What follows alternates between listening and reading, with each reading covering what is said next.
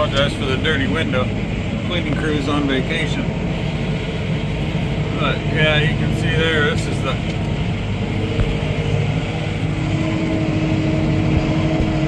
section.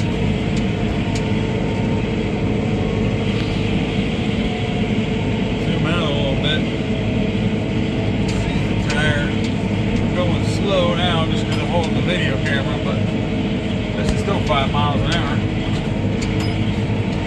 Which is way faster than we ever went with the Kubota. Little guy. Now we got the big boys. Yeah, now you can see it's tall as the front tire. Taller than the front tire, 6 foot high.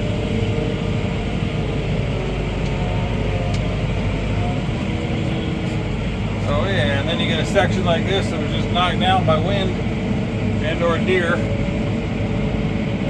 I don't see much bed in there though. I think it's mostly wind. And we're going 4 mile an hour just to make sure it cuts it off. See how it looks.